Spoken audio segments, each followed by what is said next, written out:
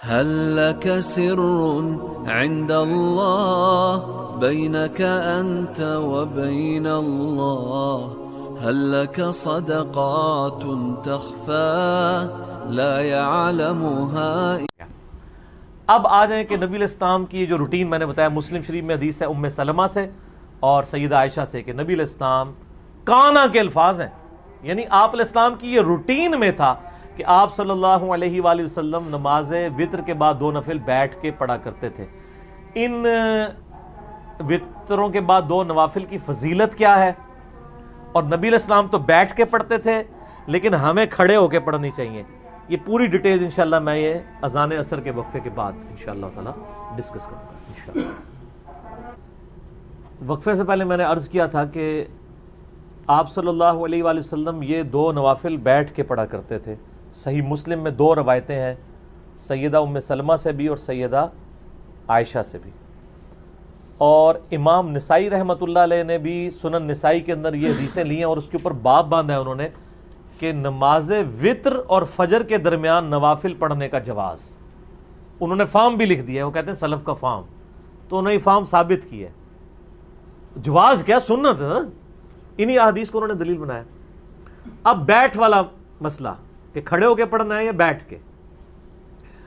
دیکھیں صحیح بخاری میں حدیث ہے، نبی علیہ السلام نے فرمایا جو شخص کھڑے ہو کے نماز پڑھتا ہے نا، اس کے مقابلے میں جو بیٹھ کے پڑھتا ہے اس کو آدھا ثواب ملتا ہے، اور جو لیٹ کے پڑھتا ہے اس کو بیٹھنے سے بھی آدھا ملتا ہے۔ مجبوری کی وجہ سے بعض اوقات کرنا پڑ جاتا ہے، لیکن اگر مجبوری نہ ہو، جو کھڑے ہو کے نماز پڑھ سکتا ہے اسے کھڑے ہو کر ہی پڑھنی چاہیے۔ رہا نبی علیہ السلام کا معاملہ، یہ صوفیاء نے زیادہ ہنگامہ کھڑا کیا۔ آپ نے دیکھا ہے کہ جو صوفیاء کے ماننے والے ہیں وہ ضد کرتے ہیں کہ وہ وتر کے بعد 2 نفل بیٹھ کے پڑھتے ہیں، کہتے ہیں سنت ہے، لیکن حکم جو ہے وہ سنت پہ فوقیت رکھتا ہے۔ صحیح مسلم میں حدیث ہے، عبداللہ بن عمر بن عاص کہتے ہیں کہ میں نے نبی علیہ السلام کو دیکھا کہ آپ بیٹھ کے نفل پڑھ رہے ہیں، تو میں آپ کے قریب گیا، آپ کے ماتھے پہ ہاتھ رکھا میں نے، یہ سنت بھی ہے کسی کی طبیعت چیک کرنے کے لیے۔ تو انہوں نے کہا، نبی علیہ السلام نے فرمایا کہ عبداللہ کیا کر رہے ہو؟ کہا یا رسول اللہ میں نے آپ سے یہ بات سنی ہے کہ جو بیٹھ کے نوافل پڑھتا ہے اس کو آدھا ثواب ملتا ہے، تو میں چیک کروں کہ آپ بیمار تو نہیں جو بیٹھ کے پڑھ رہے ہیں؟ تو آپ علیہ السلام فرمایا میں بیمار نہیں ہوں، لیکن میں تم لوگوں کی طرح نہیں ہوں، مجھے اللہ تعالیٰ بیٹھ کے بھی مکمل نماز کا ثواب یہ عطا فرماتا ہے، یہ آپ کی خصوصیت ہے۔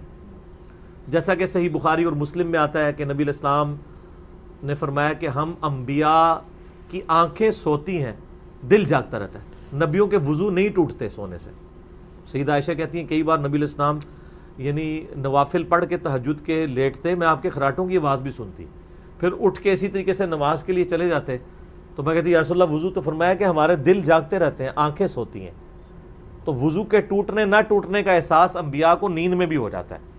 ان کی غفلت ویسی نہیں ہوتی جس طرح کی ہماری ہوتی ہے۔ تو یہ نبی علیہ السلام کی خصوصیت ہے۔